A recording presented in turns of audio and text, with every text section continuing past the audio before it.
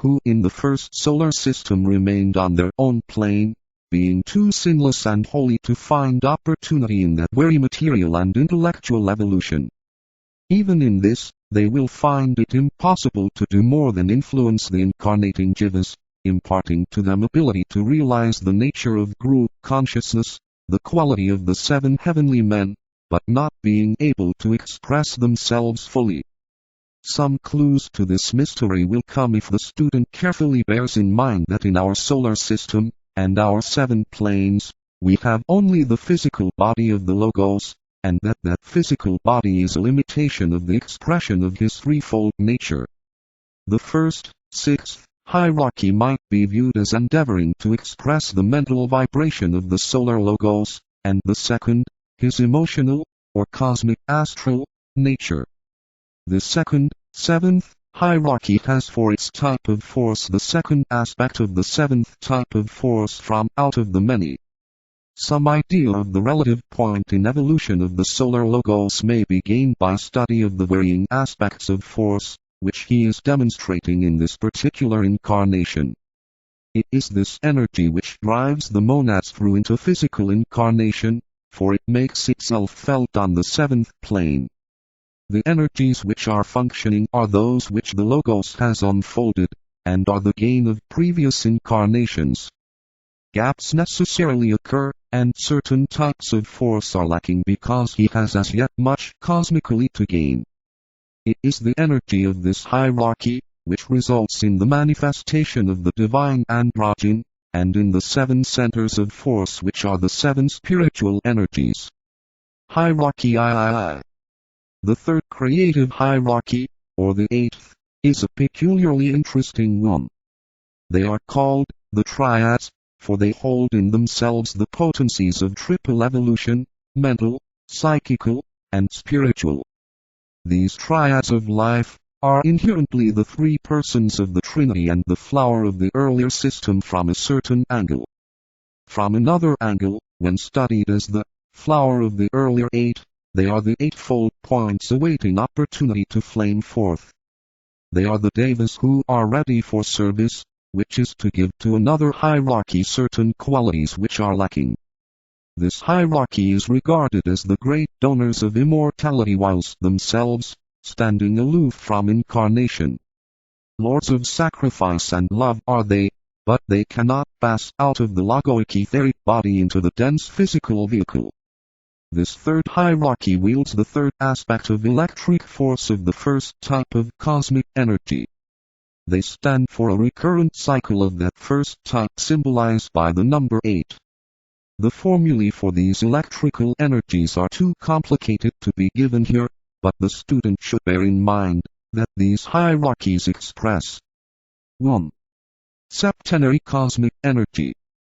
2. Cosmic prana. 3.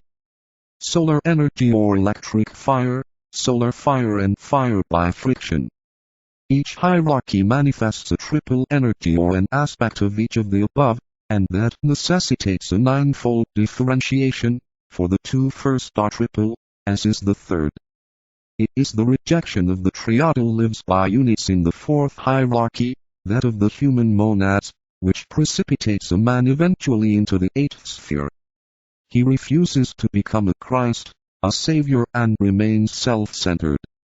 We have dealt with the first three hierarchies, which are regarded as ever seeing the face of the ruler of the deep, or as being so pure and holy that their forces are in realized contact with their emanating source. We now take up for brief consideration two hierarchies which closely concern ourselves, the human self-conscious entities. These two groups are literally three, as the fifth hierarchy is a dual one, and it is this which has led to some confusion and is the occult significance behind the ill-omened number 13.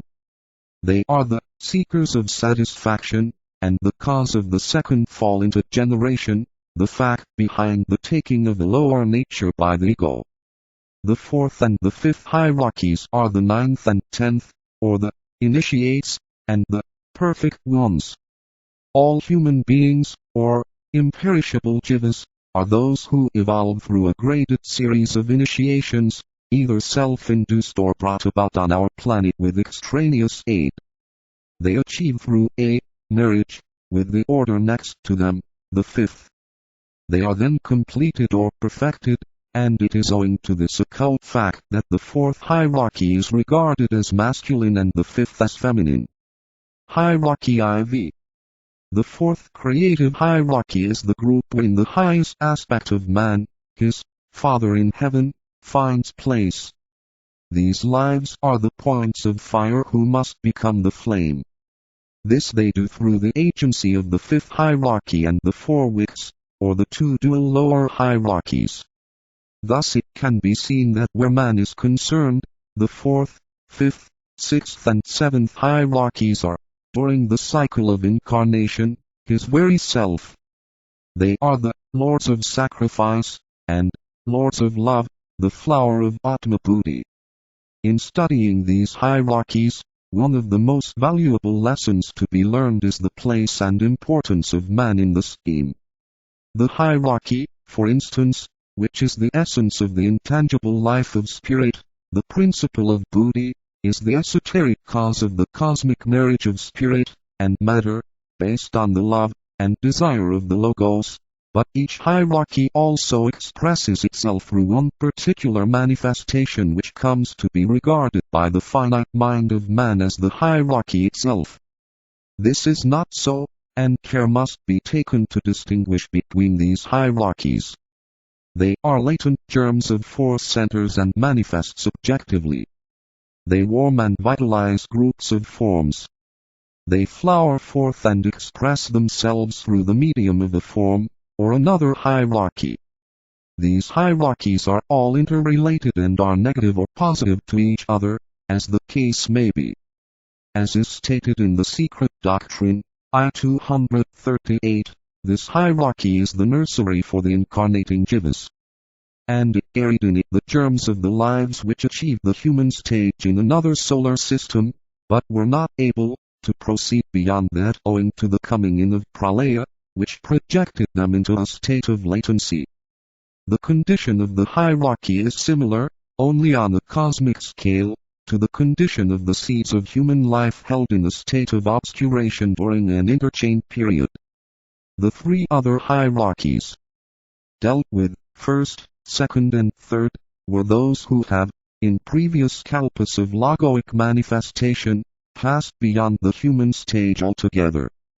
They are, therefore, the arupa or formless groups, as the remaining are the rupa groups or those having forms. The fourth creative hierarchy, or the ninth, must ever be regarded in this solar system, as occupying what might be considered as the third place, first, the lives or the three persons of the Trinity. Second, the prototypes of man, the seven spirits. Third, man or the lowest manifestation of the self-conscious spirit aspect. This needs to be carefully considered and has no reference to the form aspect, but solely to the nature of the lives expressing themselves through other lives who are also self-conscious, or fully intelligent. This, certain of the hierarchies are not. The four lower hierarchies are all concerned with manifestation in the three worlds, or in the dense physical body of the solar logos. They are those who can discard, or pass through the etheric body of the solar logos and take forms composed of either gaseous, liquid, or dense substance. The others cannot. They cannot fall into physical generation. Students must bear in mind that from the standpoint of the logos, the solar angels on the mental plane, the fifth subplane of the cosmic physical plane, are in physical incarnation, and what is called the second fall applies to this. The first fall has reference to the taking of a form of cosmic etheric matter, such as is the case with the heavenly men, the prototypes of the human jivas. In this latter case the bodies used are called formless, from our standpoint, and are vital bodies, animated by cosmic prana. In the case of ourselves and the remaining groups, the forms are composed of substance of the three lower planes, that which the Logos does not regard as a principle, and, therefore, matter responding still to the vibration of the earlier system. This means that the four lower hierarchies are links between the life of the past and of the future. They are the present. They had not finished their contacts with the active intelligent principle of the preceding kalpa, and so must continue such contacts in this. They will work out of it in this system. The four will become the three, and they will then be the three higher arupa hierarchies of the next system. Before continuing our consideration of the particular hierarchies, it is necessary to point out that in these hierarchies, certain of them are termed dominant hierarchies, and others subsidiary hierarchies. By this is meant that certain of them are expressing themselves in the solar system more fully than the others, and this necessarily entails the consequence that their vibration is more to be felt than that of the subsidiary groups. The dominant groups are the second, fourth and fifth, and this because a. The second is the great expression of duality, of the sun as he vitalizes the sun-day. B. The fourth is the hierarchy of human monads who are the mediators or the synthesizers. They express the gain of System 1, and the goal of System 2. See, the fifth or 10th is closely linked with the five liberated hierarchies, and is an expression of their synthesized life. It might, therefore, be said that the fifth hierarchy serves as the representative of the five liberated groups, and the fourth is the representative group in this system, whilst the second represents, for man, or these two groups united, that which is the spirit aspect, the Father, the unknown. Hierarchy V. The fifth creative hierarchy is, as we know from study of the secret doctrine, a most mysterious one. This mystery is incident upon the relation of the fifth hierarchy to the five liberated groups. This relation, in connection with our particular planet, which is not a sacred planet, can be somewhat understood if the history of the Buddha and his work is contemplated. This is hinted at in the third volume of the Secret Doctrine. The relation of the fifth hierarchy to a certain constellation has also a bearing upon this mystery. This is hidden in the karma of the solar logos, and concerns his relationship to another solar logos, and the interplay of force between them in a great Mahakulpa. This is the true secret of the dragon, and it was the dragon influence or the serpent energy, which caused the influx of manasic or mind energy into the solar system. Entangled closely with the karma of these two cosmic entities, was that of the lesser cosmic entity who is the life of our planet, the planetary logos. It was this triple karma which brought in the serpent religion, and the serpents or dragons of wisdom, in Lemurian days. It had to do with solar and planetary kundalini, or serpent fire. A hint lies in the fact that the constellation of the dragon has the same relation to the one greater than our logos as the center at the base of the spine has to a human being. It concerns stimulation and vitalization with the consequent coordination of the manifesting fires. A clue to the mystery lies also in the relation of this fifth group to the two contracting poles. They are the five-fold links, the benign uniters, and the producers of the atonement.